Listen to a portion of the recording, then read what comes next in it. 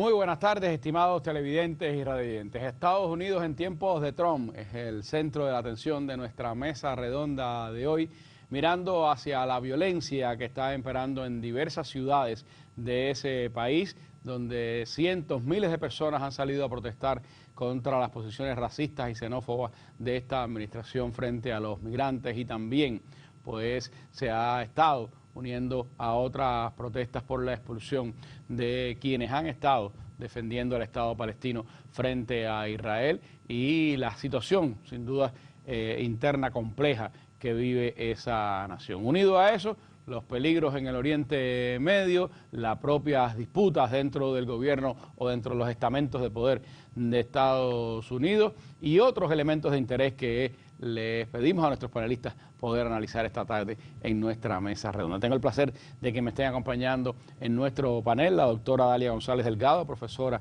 de la Universidad de La Habana, investigadora del Centro de Estudios Hemisféricos y sobre Estados Unidos. Mi colega Raúl Antonio Capote Fernández, periodista del diario Granma, comentarista de temas internacionales en el órgano del partido. Y también está con nosotros otro colega, José Ernesto Novaes Guerrero, periodista, escritor y coordinador del capítulo Cuba en la red de intelectuales en defensa de la humanidad. Con ellos estaremos compartiendo nuestra mesa redonda de hoy. Ustedes los invito a que se enteren más a profundidad de lo que está ocurriendo ahora mismo en Estados Unidos. Hoy en la mesa redonda. Hoy las protestas en Estados Unidos contra las redadas para capturar a migrantes sin papeles se extienden ya a más de 20 ciudades. Elon Musk dice que fue demasiado lejos con Trump. Estados Unidos retiró a parte de su personal del potencialmente peligroso Oriente Medio, luego que Irán advirtiera que atacará a las bases estadounidenses en esa región. Hoy en la mesa redonda. Bueno, adelanto algunos de los materiales y temas que tendremos en nuestro espacio esta tarde, pero antes de iniciar, vamos como es habitual, con nuestra primera sección, la noticia del día.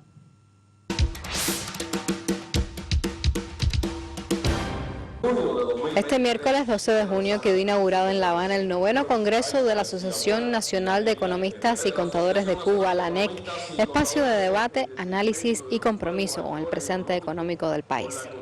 Más de 400 delegados de todo el país, junto a invitados internacionales, se reúnen en el Palacio de Convenciones de La Habana para reflexionar sobre temas urgentes: la transformación del modelo económico, el fortalecimiento de la empresa estatal socialista, el papel del sector no estatal y los desafíos financieros que enfrenta la nación. La membresía se ha sentido reconocida por su participación en las diferentes comisiones y actividades relacionadas con el proceso de elecciones generales del país, incluido el aseguramiento físico de locales, como colegios y comisiones electorales, la actualización en temas económicos, enmarcados en el programa de recorrido de los diputados a la Asamblea Nacional del Poder Popular, en las tareas de fiscalización orientadas por el presidente de dicho órgano, para controlar temas de interés económico en los territorios, y la contribución de la capacitación y asesoría a las estructuras de base, con prioridad en los presidentes de los consejos populares y los delegados, para fortalecer el control popular a nivel de la circunscripción. En la jornada inaugural se ratificó el papel de la economía como frente estratégico para la soberanía del país. El Congreso sesionará hasta el viernes y rendirá homenaje a Fidel, al Che y a todos los que han defendido la economía como arma de la revolución. Especial para la mesa redonda, Laura Prada, Ideas Multimedios. Bueno, como vimos durante la sesión de hoy, el ministro de Economía de nuestro país, Joaquín Alonso, rindió información ante los delegados al Congreso sobre la situación económica actual, la complejidad del panorama económico del país y, por supuesto, las maneras en que se está implementando el programa de gobierno, y también sesionaron en la tarde las dos comisiones de trabajo que ayer se informaban acá en nuestra mesa redonda. En nuestra noticia del día ha comenzado el 9º Congreso de la ANEC, que concluirá mañana aquí en la capital del país, y con esa noticia empezamos nuestro programa mirando hacia Estados Unidos y los sucesos en aquella nación.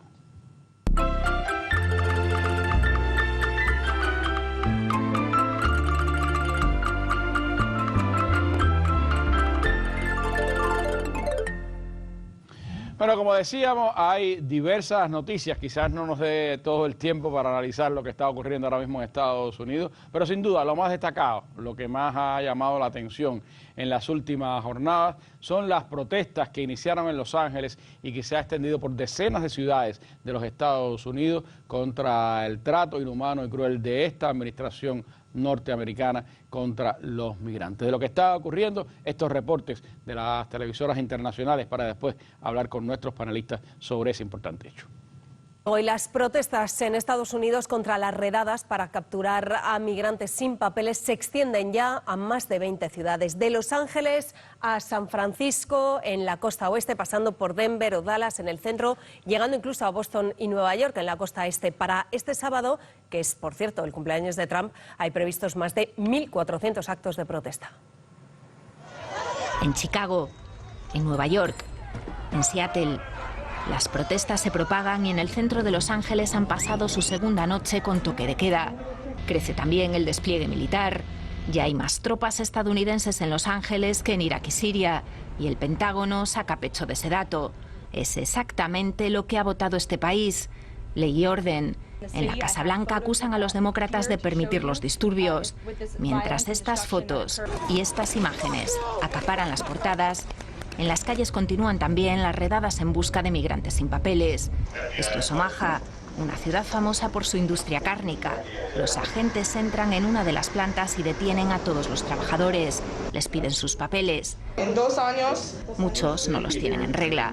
Arrestan a 80 personas. Esto es California, un negocio de lavado de coches. Aquí trabajaba Jesús. Su esposa cuenta que el domingo fue al trabajo como cada mañana y no volvió. Se lo llevaron en una redada.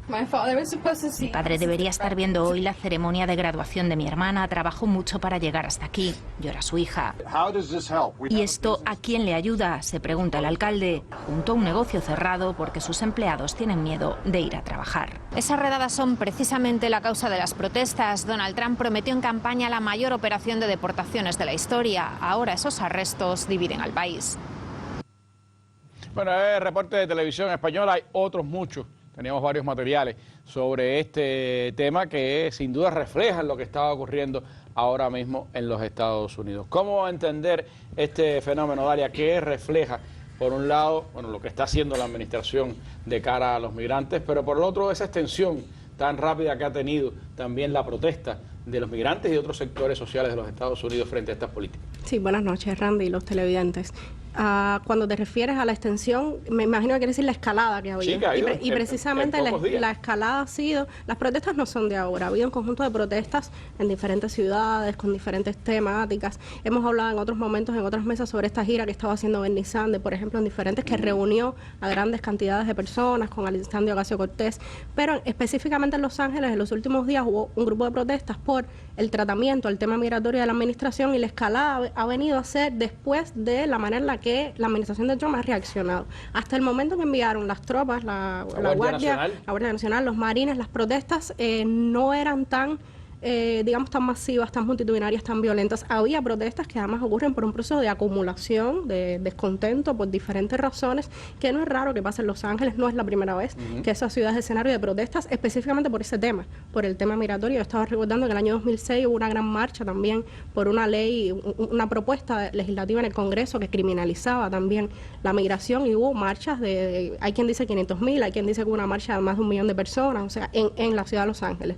Y no es la primera vez tampoco que envían a esa ciudad la Guardia Nacional, los Marines. Ha habido otros escenarios de protesta donde la reacción ha sido esa. Ahora, no nos alcanzaría el tiempo, quizás tendremos que analizar todo lo que ha sido la política migratoria de Estados Unidos, de Trump, para entender por qué pasa esto, pero hay algunos puntos que a mí me parecen relevantes. Lo primero es esto, es que no es un escenario nuevo, si bien es un escenario que ha ido escalando y que es difícil ahora dilucidar cuál va a ser la solución de esto en el corto y mediano plazo, ¿no? Eso por una parte.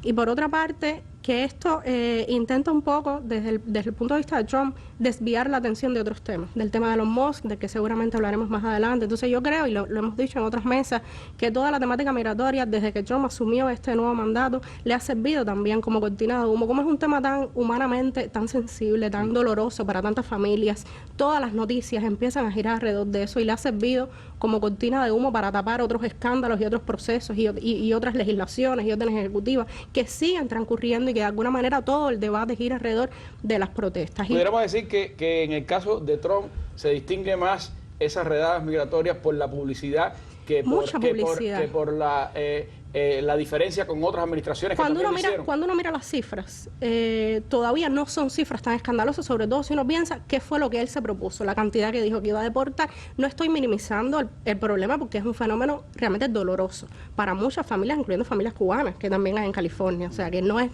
el núcleo donde está la comunidad cubana más grande, pero también hay.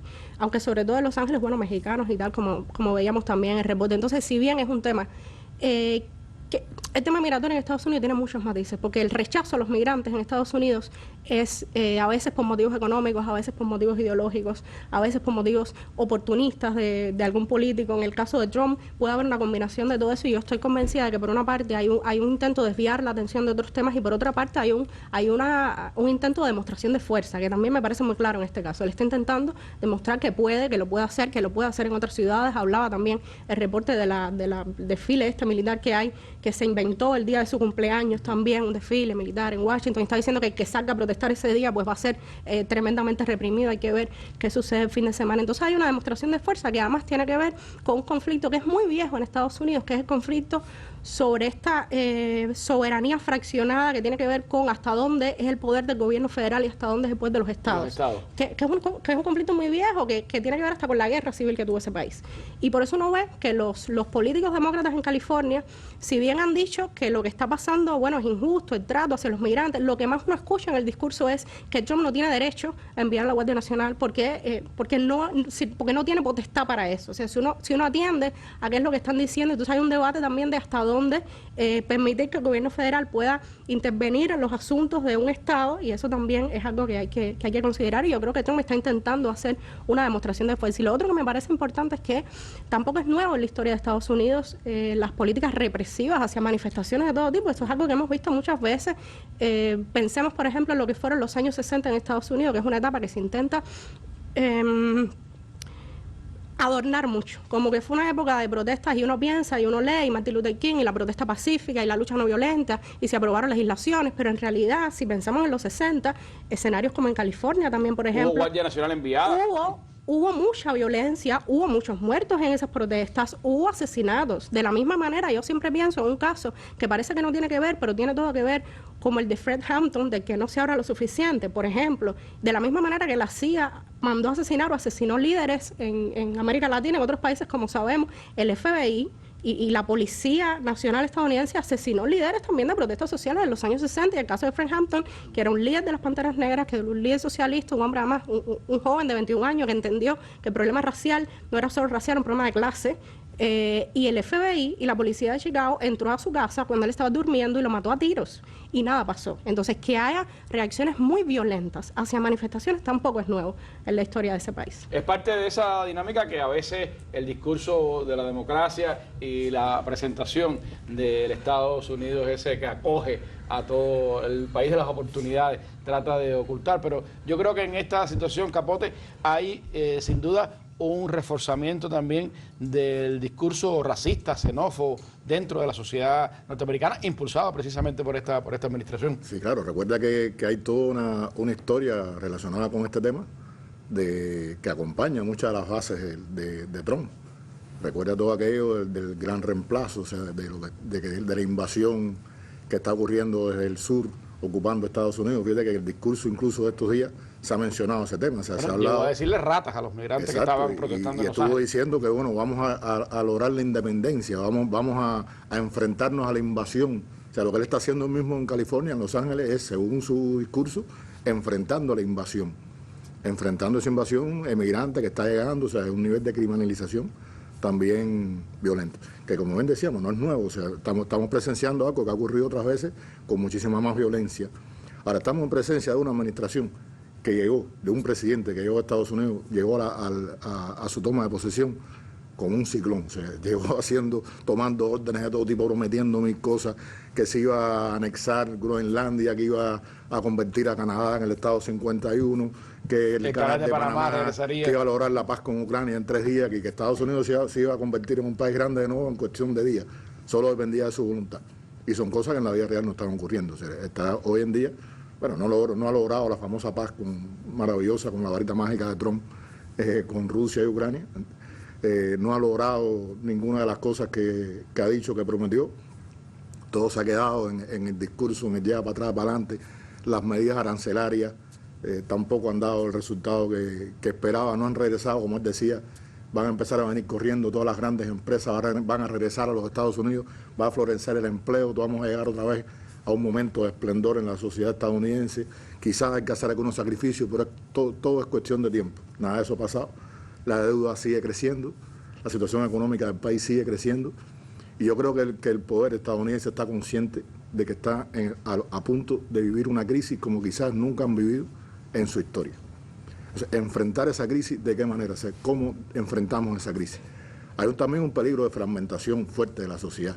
O sea, hay un enfrentamiento de los estados, porque ahora lo estamos viviendo. O sea, hay un momento en que Trump le dice al gobernador de California, te vamos a suprimir la ayuda federal.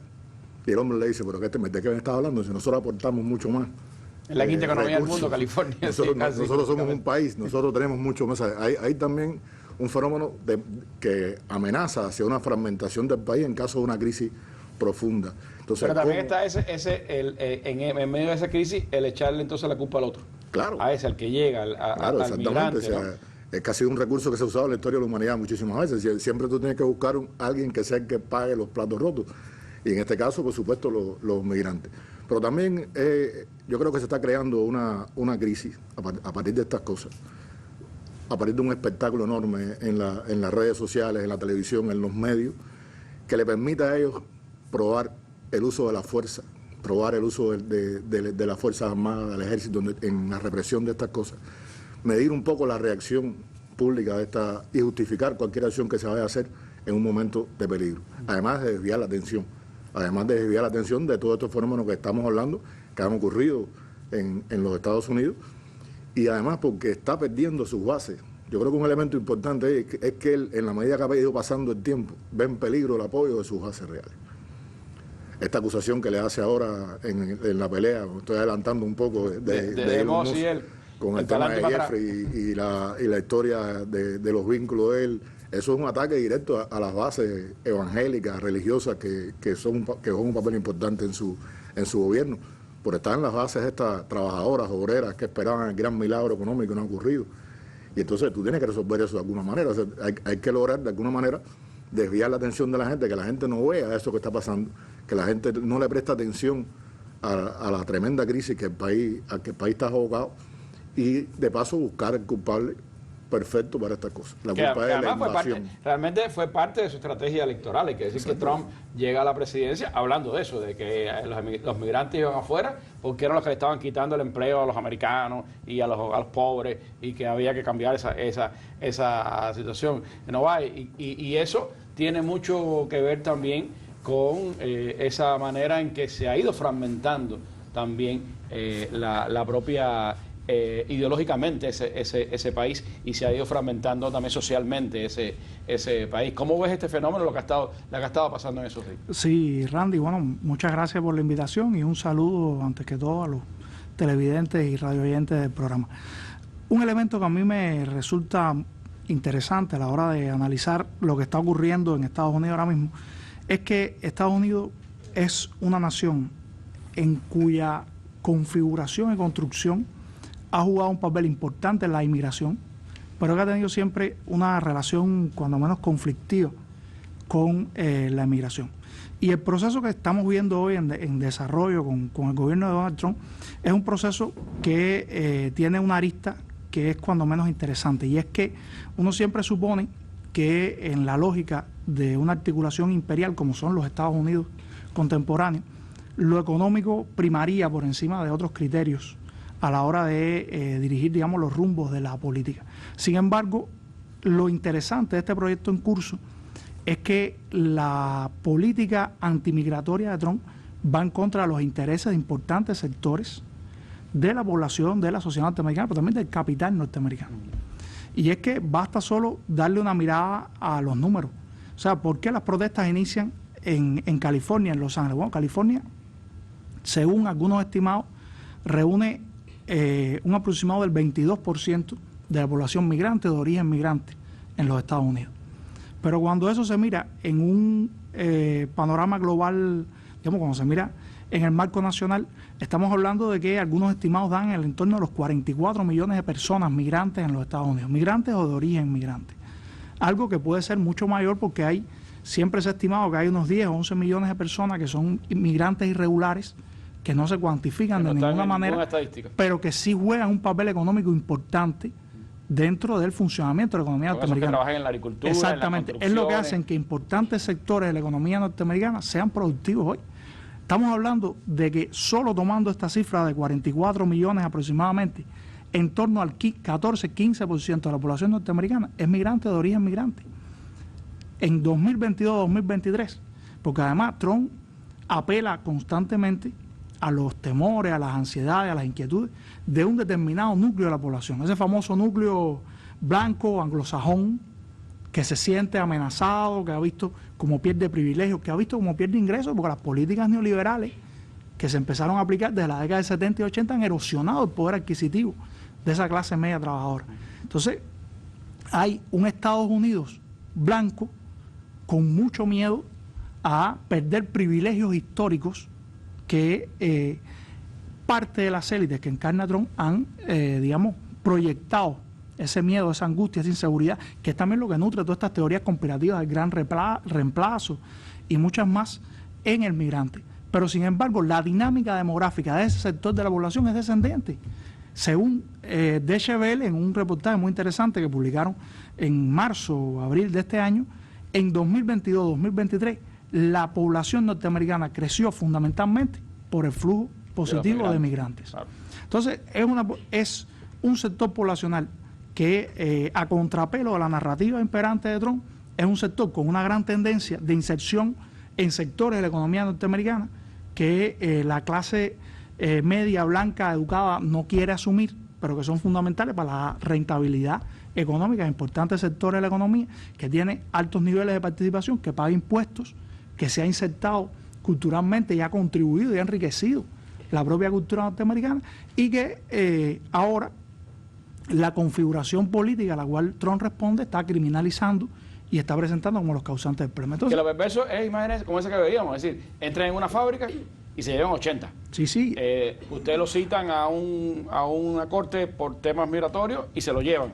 Es decir, hay una acción sin duda perversa contra esa migración, pero hay a la vez el otro elemento que se señalaba en el reportaje que veíamos de Televisión Española, es Guardia Nacional, soldados reprimiendo dentro de Estados Unidos, incluso en cuantía mayor en Los Ángeles que la que tienen en las guerras en el exterior. Es decir, un imperio que se ha caracterizado por la violencia de la guerra en el exterior, ahora ejerce brutalmente también esa violencia hacia adentro de la ciudadanía norteamericana. Pero ahí Dalia ha señalado un elemento con el que yo concuerdo totalmente y me parece central.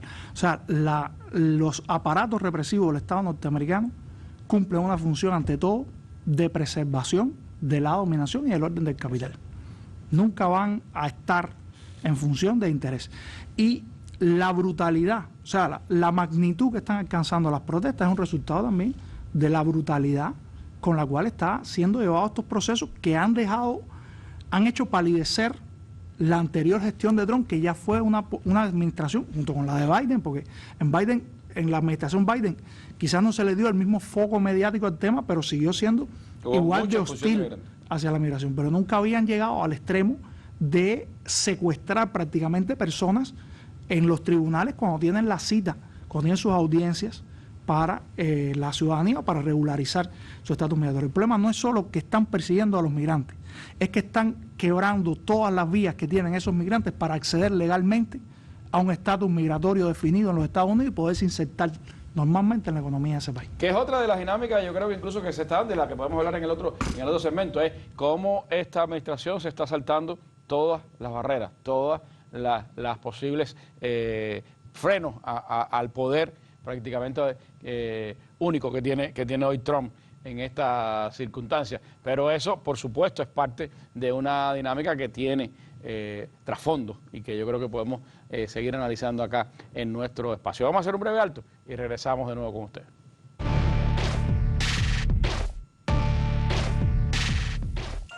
Al alcance de un clic o en la pantalla de tu móvil. Las noticias de Cuba y el mundo. El análisis a profundidad de los acontecimientos. La imagen y los sonidos de cada día. Los comentarios de nuestros lectores. Cuba Debate. Una mirada desde Cuba en el espacio público digital. www.cubadebate.co.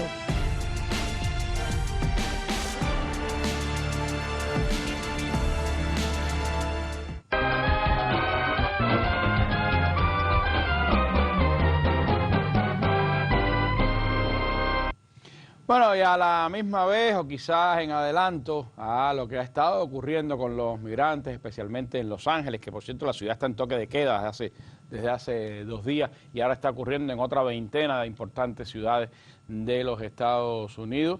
La noticia que antecedió a todo eso fue otra de violentos enfrentamientos, pero estos verbales, entre Elon Musk y Donald Trump. Los amiguitos del poder, ahora enfrentados en las redes sociales, y desde ayer se habla de reconciliación. Así lo han estado reflejando las televisoras internacionales.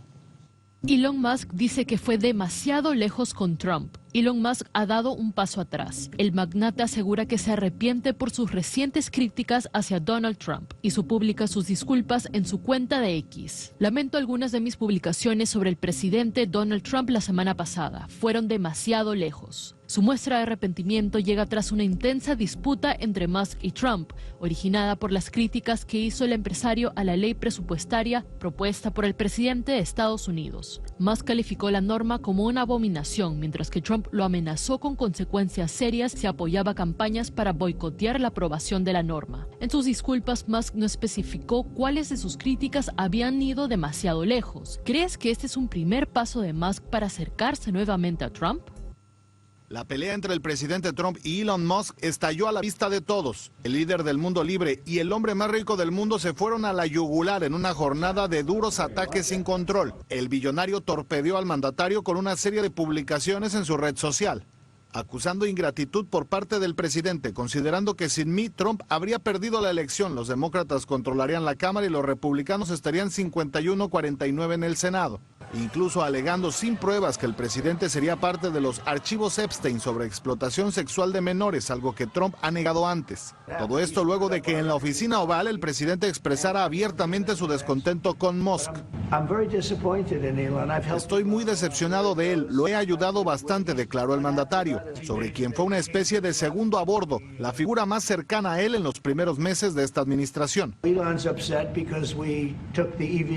Está enojado porque se le quitaron los subsidios a los vehículos eléctricos, interpretó Trump, algo que Musk minimizó. Elon estaba volviéndose molesto, le pedí que se fuera, continuó en redes asegurando que tras quitar el mandato sobre vehículos eléctricos, Musk se volvió loco. A lo que el empresario respondió de inmediato, una mentira tan obvia, muy triste. En la escalada, el presidente además amenazó con cortar los subsidios y contratos de las compañías de Musk, lo que hundió la acción de Tesla en los mercados, que con el altercado perdió casi el 15% de su valor en un día. Pero apenas el viernes ambos intercambiaban elogios en la despedida de Musk como empleado especial del gobierno, un camino compartido que inició en la campaña y que llevó al empresario a trabajar y hasta a dormir en la Casa Blanca. El punto de quiebre entre ellos fue la megaley presupuestaria que se discute en el Senado. ¿Le sorprende? No, claro que no. O sea, de algún modo se veía venir. Sí, mira, las dos personas son las dos mismas personas con diferentes edades. Estos hombres con gran riqueza están peleando, no están haciendo nada para asistir a las familias de los Estados Unidos. Las reacciones en el Capitolio se amplían, con otros legisladores pidiendo investigar al presidente por el caso Epstein y adelantando también pesquisas contra Elon Musk. Bueno, así lo estaban reflejando. Disputa entre Musk y Trump. Ayer, pedido de de disculpas. ¿Cómo podemos catalogar esto, José? ¿Como una guerra de ego o una guerra entre sectores del poder de los Estados Unidos? Bueno, yo creo que es un excelente ejemplo de ese aforismo que está hace años digamos, en el pensamiento, en la cultura política, que es que en política muchas veces lo personal es político.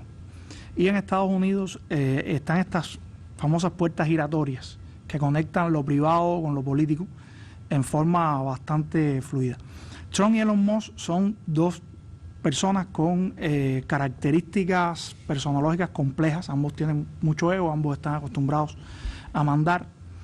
Lo interesante es que la raíz de esta ruptura es, bueno, lo mencionaban, esa acta con un nombre además, esa ley con un nombre además muy, porque se llama, traduciéndolo aproximadamente, una gran y hermosa ley presupuestaria. Algo además muy en el estilo retórico de Trump. Y es una ley que atacaba directamente el financiamiento federal de un grupo de cuestiones, entre ellas de los coches eléctricos.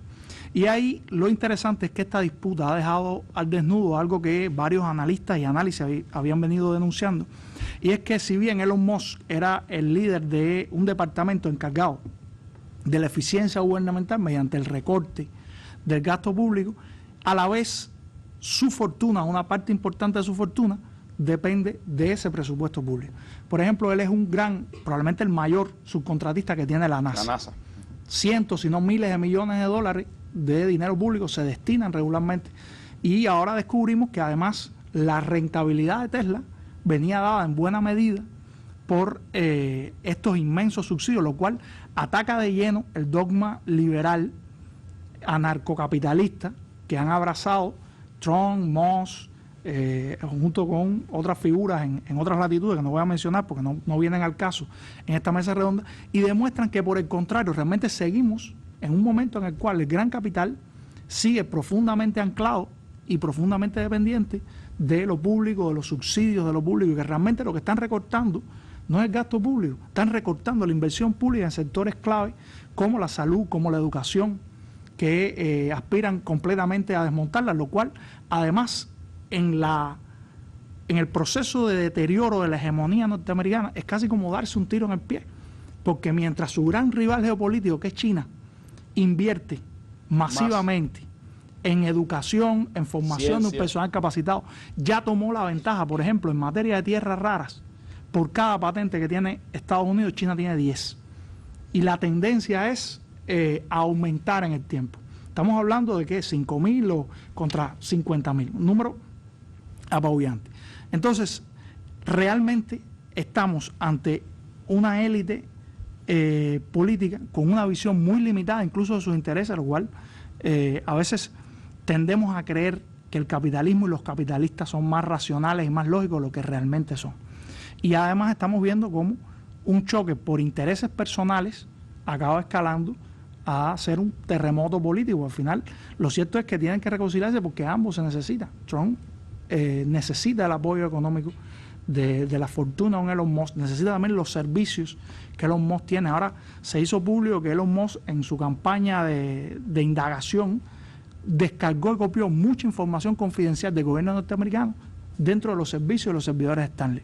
Entonces, hay numerosos pasos de interdependencia ahí que hacen muy difícil la ruptura. Y Trump es muy sensible porque está vinculado a muchísimos escándalos en la sociedad norteamericana. Y ya para concluir, el dato simpático, curioso, es que ambos escribieron y se atacaron descontroladamente desde sus respectivas redes sociales. Uno en X y el otro dentro. Eso es parte también de la libertad de expresión. Exacto. Y la democracia, como entienden la serie. Los multimillonarios comprándose sus propias plataformas de comunicación que incidieron además en el resultado electoral sin duda en Estados Unidos. Pero hay otros elementos que yo creo que están un poco en el contexto de todo este rifirrafe que se armó. Es un presupuesto astronómico, es decir, cuando supuestamente están reduciendo gastos, cuando supuestamente están buscando aminorar la deuda estadounidense, se está presentando un presupuesto enorme donde el gran componente es el componente militar, más de $1 billón puestos en función de la industria militar, y ahí por supuesto juegan también los intereses, Capote, de qué sectores son los que están dominando hoy la política norteamericana. En definitiva, ¿qué sectores económicos son los que están gobernando hoy en los Estados Unidos? Mira, ahí Trump representa a un sector del poder estadounidense que tiene una visión, podríamos decir, un poquito diferente de detalle con lo que representaba el gobierno demócrata, lo que representaban los demócratas, y además que está plenamente consciente del peligro que le acecha a la hegemonía estadounidense con lo que está sucediendo en el mundo, o sea, con toda la evolución que ha ocurrido con relación a China, el desarrollo chino. Hay una cosa importantísima que mencionaba Novaes, es que toda esta decadencia comenzó precisamente con la famosa revolución educacional que viene de la época de Nixon para acá. O sea, desde el momento que tú reduces los presupuestos, le quitas dinero a la educación, niegas la posibilidad o cierras la posibilidad de que los sectores más humildes de los Estados Unidos accedan a la educación superior y se convierta en una educación cada vez más de élite, cada vez más de sectores muy específicos de la sociedad, las consecuencias se pagaron. O sea, hoy en día lo que caracterizó a Estados Unidos siempre, que fue el dominio tecnológico en el mundo, la innovación constante, la inversión constante en innovación, eso se convirtió en nada. Y hoy él está enfrentando como gobierno una situación bastante seria en ese sentido. Y uno esperaba que la solución fuera por ahí, que vinieran tratando de renovar de nuevo, regresar a la experiencia que hubo en algún momento que permitiera financiar proyectos de inversión en la educación y demás para recuperar el tiempo perdido. Sin embargo, han hecho todo lo contrario. Están dedicando miles de millones al presupuesto militar. Por una sencilla razón. O sea, ellos, creo que ambos partidos, ambas fuerzas dentro de Estados Unidos, están apostando a una guerra posible. O sea, están viendo el futuro de la humanidad como un futuro en el cual deben entrar en guerra. Quizá la diferencia esté en que los demócratas estaban viéndolo como una guerra que tiene que ser inmediatamente, como una guerra que tienen que enfrentar de inmediato. Por eso quizás el tono más belicista en los medios sobre todo, y en la práctica en lo que estaba sucediendo con Rusia en el terreno y en Europa y en todas partes. Y esta administración republicana quizás en algún momento tuvo la visión, o lo que ellos representan, de que había que primero fortalecer a Estados Unidos. O sea, la guerra es inevitable, pero nosotros tenemos que lograr primero levantar la economía, levantar a Estados Unidos hacia adentro para podernos enfrentar a lo que está pasando en el mundo. Reviviendo incluso hasta aquel proyecto de la guerra de las galaxias de Reagan, no hay manera, ahora con una nueva perspectiva. Multimillonario, hacer una cosa que en la práctica todo el mundo está diciendo que es irrealizable. O sea, hay científicos estadounidenses que están diciendo que eso es prácticamente imposible de realizar. Incluso hay un estudio de un grupo de físicos norteamericanos que dicen que incluso viola hasta las leyes de la física, o sea que es imposible, no funciona. Están gastando miles de millones en ese enorme complejo militar industrial que ha sido el gran cáncer de Estados Unidos, de la economía americana. Ha sido un complejo militar industrial que recibe y gasta miles de millones en proyectos que no siempre tienen una salida real, ni siquiera en el sector armamentista, ni siquiera fortalece las Fuerzas Armadas. Mucho de ese dinero va a parar no se sabe dónde. Hay investigaciones muy serias que demuestran la enorme corrupción que hay en ese aparato militar. Pero que no pueden, es casi inevitable, ellos no pueden de ninguna manera dejar a un lado ese sector de la industria militar. O sea, una industria que exige, que además que pide, que forma parte además de ese gran poder estadounidense y que es una devoradora, podríamos decir, de recursos hasta el último. Y están preparándose para la guerra, o sea, lo están diciendo en todos los discursos. Hay incluso una cosa que puede parecer absurda, es como hay sectores de la sociedad, del poder estadounidense, que ha construido sus propios refugios. O sea, llevan años haciendo refugios, previendo una guerra nuclear en la que ellos se van a salvar. O sea, el mundo se va a destruir, el mundo se va a acabar y yo voy a sobrevivir porque, bueno, tengo mi refugio preparado durante mucho tiempo, cosa que es un absurdo. Es parte de la irracionalidad con que están actuando, es parte de la locura con que están actuando.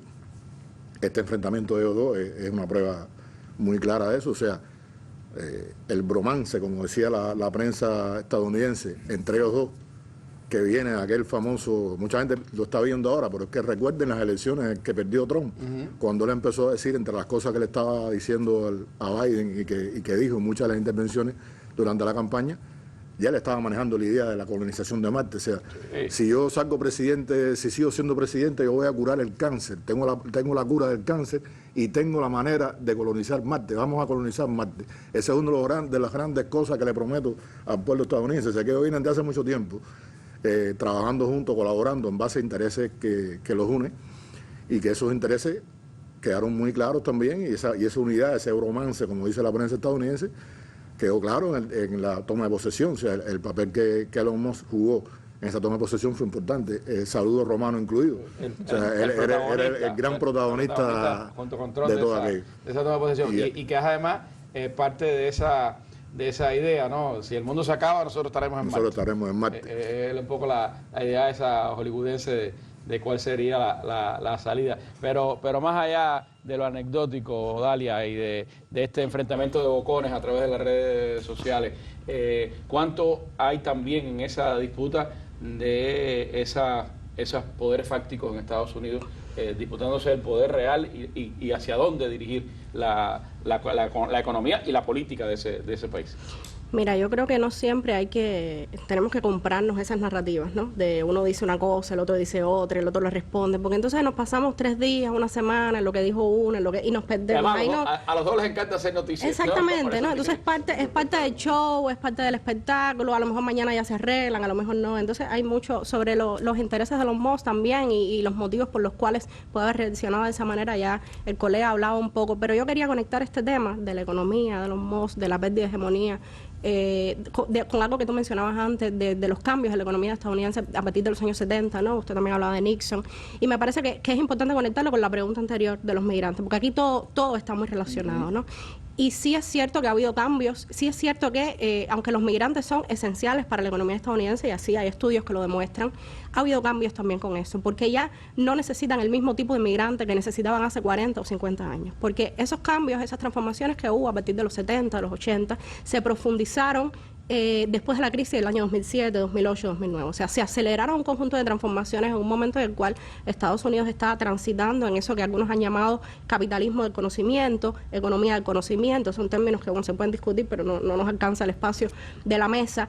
Y que eso implicaba un cambio en la estructura del empleo. ¿Y por qué eso es relevante? Porque al cambiar la estructura del empleo necesitan empleos para esa nueva, empleos de mayor calificación para ese nuevo tipo de economía. Migrantes más calificados. Exactamente. Y eso al mismo tiempo que tienen una crisis en el sistema educacional. Entonces necesitan migrantes de otro tipo. Porque el migrante que quiere Elon Musk, que no quiere cerrar toda la frontera, no es el mismo tipo de migrante que hace falta para trabajar en el campo en California.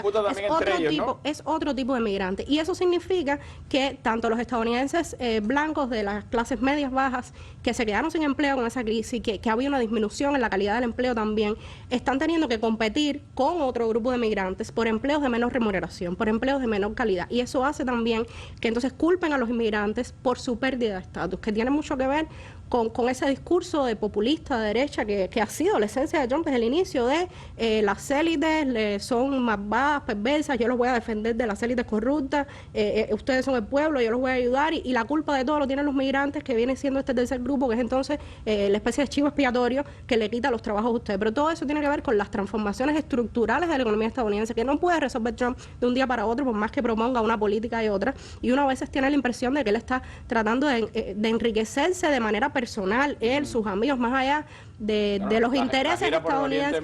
Porque es que hay dos cosas. Primero, hay una pérdida de hegemonía por parte de Estados Unidos, y no todas las élites en Estados Unidos, que son diversas, que son plurales, la entienden de la misma manera, y no todos quieren darle la misma vía de solución.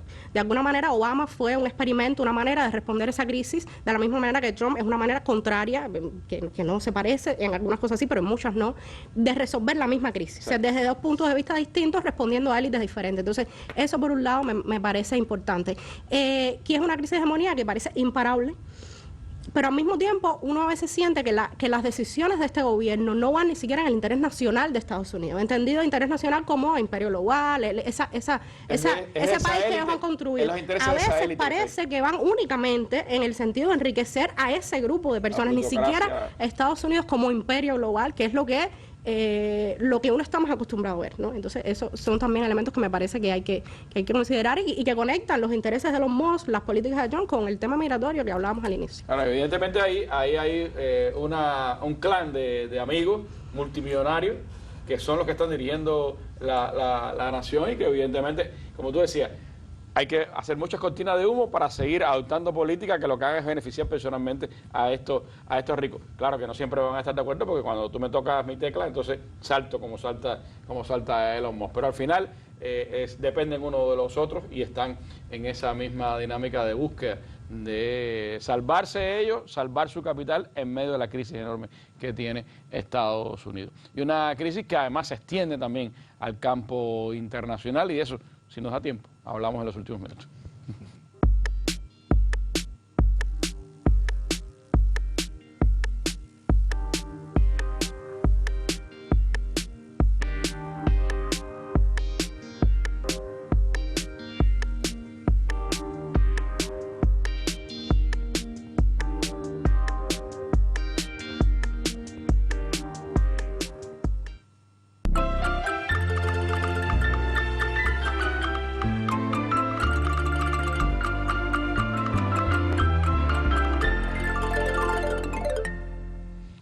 Bueno, y como señalábamos, en medio de la crisis que está viviendo Estados Unidos en su hegemonía y en su manera de proyectarse también como imperio, pues hay elementos de política exterior que también son parte de esa crisis, de esa hegemonía. Y hoy, entre otras cosas, se ha convertido en noticia el tema del Oriente Medio nuevamente. Trump ha dicho en unas declaraciones hoy que Irán pues podría ser atacado por Israel, que eso podría ocurrir y podría generar un gran conflicto. Y de hecho ha dado la orden de que diplomáticos y militares norteamericanos regresen desde el Oriente Medio hacia Estados Unidos. Así lo reflejan las televisoras.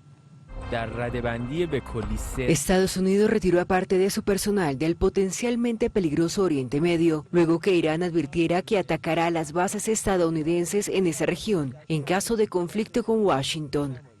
La decisión se dio antes de una nueva ronda de conversaciones entre Irán y Estados Unidos sobre el programa nuclear de Teherán.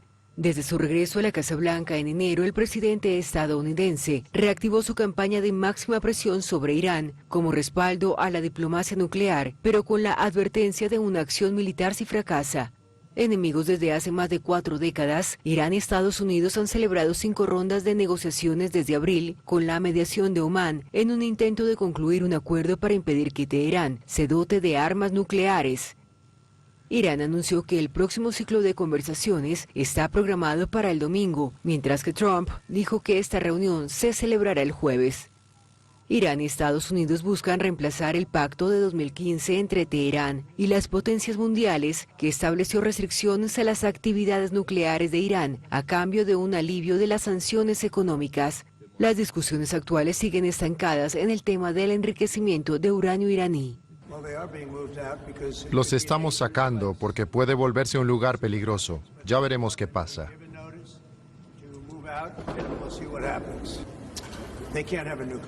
Es muy sencillo, no pueden tener armas nucleares, no lo vamos a permitir. Así respondía el presidente de Estados Unidos, Donald Trump, a la prensa que le preguntaba por la evacuación de personal no imprescindible de sus embajadas en Oriente Medio. Esto como medida de precaución ante un eventual ataque de Israel a las instalaciones nucleares de Irán. En caso de producirse una ofensiva, Teherán amenazó con represalias sobre las bases militares estadounidenses en la región. Bueno, Capote, ahorita cuando hablabas precisamente de las cosas que Trump no ha podido hacer, y entre las que no pudo hacer está, por supuesto, el detener la guerra, el conflicto que sigue en Europa, pero a la vez se le ha intensificado en medio de estas circunstancias la situación en el Oriente Medio. Dijo en mayo que estaba cerca del acuerdo nuclear con Irán. Estamos en junio y todavía eso no se ha logrado y se habla de un peligro inminente de guerra y de enfrentamiento entre Israel e Irán. ¿Cómo ven los acontecimientos? Bueno, realmente es muy peligroso lo que acaba de aclarar él. Él está casi que autorizando públicamente a Israel a tomar represalias con relación a Irán. Algo realmente de una gravedad incalculable, porque al final Irán está defendiendo su derecho a su desarrollo nuclear. Hay inversiones importantísimas, hay un acuerdo incluso con Rusia de la construcción de varias centrales nucleares en el país. Y lo han dicho con mucha claridad, nosotros no tiene ningún sentido que desarrollemos las centrales nucleares y que entonces no se enriquezca el uranio. O sea, es como si tuviéramos, como la comparación fue así, ¿no? Es como si tuviéramos petróleo y no pudiéramos utilizarlo. O sea, construimos una planta para producir energía con petróleo y no nos dejan utilizar el petróleo, no tiene ningún sentido. Y ellos han defendido durante años ese derecho enriquecimiento del uranio con fines de generar electricidad, de producir electricidad, algo que siempre ha sido visto por el gobierno de Estados Unidos como un peligro en la región, un peligro sobre todo para Israel, que tendría entonces a un rival armado en igualdad de condiciones, porque bueno, están hablando de impedir el desarrollo de armamento nuclear iraní, pero es que Israel lo tiene hace bastante tiempo. Y lo hizo contra todas las leyes internacionales, lo hizo de Francia, lo hizo contra todo el mundo. O sea, desarrolló su programa nuclear, nadie sabe exactamente cuántas armas nucleares tiene Israel, nunca lo han reconocido abiertamente. Y de hecho, a las 5 que tenía el régimen sudafricano del apartheid eran israelíes. Y entonces, bueno, lo que puede suceder ahí, dada esta declaración, es bien grave porque la escalada que eso puede tener es incalculable. O sea, nadie sabe, se sabe cómo puede comenzar, se ha dicho, se puede ocurrir un ataque israelí por sorpresa. Ya se sabe, por ejemplo, que Irán tiene en sus manos información sensible sobre los búnkeres donde están las armas nucleares israelíes, y que lo primero que van a hacer va a ser precisamente destruir esos búnkeres. Estamos hablando ya de palabras mayores, estamos hablando del uso incluso de armas nucleares tácticas, o como se le quiera llamar. Eso hay gente muy sabia que aclara muy bien eso. O sea, cuando se habla de armas nucleares tácticas, eso no tiene ningún sentido. Las armas nucleares son armas nucleares siempre. ¿Y cómo puede escalar ese conflicto en un lugar donde hay tantos problemas acumulados?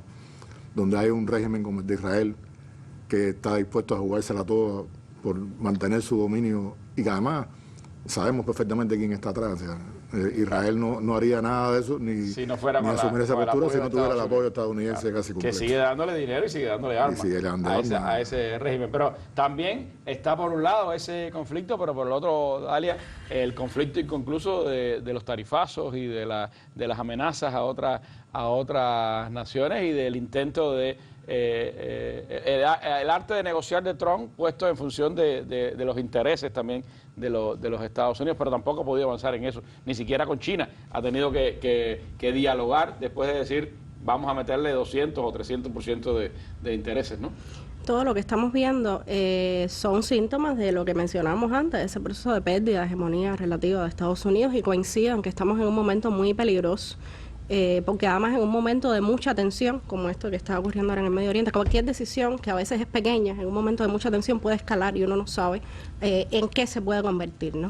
Y entonces yo creo que sí, que efectivamente, sin querer terminar la mesa con una nota muy negativa, pero hay que decirlo, ¿no? El mundo está en un proceso de transición hegemónica, lo hemos dicho en otros momentos, y según algunos autores, las transiciones hegemónicas terminan con guerras mundiales. No estoy diciendo que eso es lo que va a pasar, porque en las anteriores no había más nucleares, y uno espera que impere finalmente cierta racionalidad, ¿no? y preservación de nuestra como especie. Pero si uno piensa lo que ha sido la historia en momentos anteriores, y la historia de no hace tanto tiempo, en términos históricos, que son 100 años, nada, ¿no? Estos procesos de transiciones hegemónicas concluyen con guerras globales, ¿no? Y lo que estamos viendo son expresiones de algo que puede convertirse en algo muy peligroso. Y también quería mencionar, porque me parece relevante, que uno ve, a veces hay cierta tendencia a ver este mundo multipolar que se está construyendo, porque evidentemente esta pérdida de hegemonía de Estados Unidos no tiene marcha atrás, y esta competencia con China, yo diría que casi ya no es competencia. Tú hablabas de las patentes, pero se pueden mencionar muchas otras aristas, y los chinos han sido muy pacientes con eso, pero evidentemente es una competencia que ellos no tienen cómo ganar Estados Unidos en este momento. Pero todo eso puede implicar que en efecto construyamos este mundo multipolar, pero a veces hay ciertas visiones un poco rosas, románticas, de lo que es el mundo multipolar. Y un mundo multipolar puede ser en realidad un mundo mucho más inestable, en el sentido de que implicaría mayor cantidad de potencias negociando, potencias en diferentes lugares del mundo con intereses regionales, con intereses de grandes potencias, que luego hay que ver cómo eso en la práctica se va resolviendo, si es que se va resolviendo. Entonces todo eso, todo lo que estamos viendo en materia de política exterior de Estados Unidos es parte de su obsesión de competencia con China, aunque pase en el Medio Oriente, aunque pase en América Latina. Uno busca la conexión, y lo que hay identificado esta administración y la anterior como su principal rival es obviamente China, y son diferentes expresiones de cómo manejar esa política exterior en un momento en que esa decadencia no tiene marcha atrás, pero sabemos también que los imperios en decadencia son extraordinariamente peligrosos. Decía que la administración Biden buscaba enfrentar a China a través de Rusia. Otro camino, pero el mismo objetivo. Este es utilizar entonces otro camino para enfrentar igualmente a China. Pero es parte de esa dinámica en la que hay que entender las decisiones de la política norteamericana de hoy, José, y cómo esta expresión de decadencia del imperio al final se refleja en las acciones de política de la administración Trump. Sí, voy a intentar ser cablegráfico por un tema de tiempo. A la hora de analizar este último tema es muy complejo porque esa región se caracteriza por conflictos muy agudos y una retórica permanente en las declaraciones públicas de mucha agresividad. De todos los actores. Entonces hay que ser capaz de leer a veces tras la bambalina, porque además muchos procesos de diálogo y muchos procesos de toma de decisión no están a la luz pública, sino que se están dando en negociaciones más o menos secretas. Hay un elemento interesante y es que lo veíamos en la declaración de Trump y estaba también en la posición de su representante en Austria ante el Organismo de Energía Atómica, y es la reiteración de que Estados Unidos no va a permitir que Irán tenga bombas atómicas. Pero ojo, Irán ahora mismo lo que está defendiendo es su derecho a tener un programa atómico de energía con uso pacífico. Y el hecho de que en la retórica de la administración norteamericana no esté la negación del arma nuclear, pero no esté la negación de la posibilidad de Irán de tener un programa de energía atómico propio, abre una pequeña puerta que puede cerrarse por muchas cosas. Y ahí hay un factor dos factores que me parece importante señalar. El primero es que Israel... que le interesaría a Israel que se cierre. Claro. El primero es Israel. Israel, sin duda, el Estado de Israel existe por obra y gracia del apoyo del imperio norteamericano. Y el británico. Pero no es una marioneta acéfala de los intereses de los Estados Unidos. Israel tiene su propia agenda, tiene sus propios intereses regionales, geopolíticos, y no pocas veces acaba arrastrando a los Estados Unidos a cuestiones que responden más a los intereses nacionales de Israel que a los Estados Unidos. Y el otro elemento que me parece importante aquí señalar es que lo apuntaba Dalia, es que yo considero, y esto es ya un criterio personal, que Trump, su administración, quiere zanjar de alguna manera esta escalada de tensiones que se ha dado en Asia Occidental.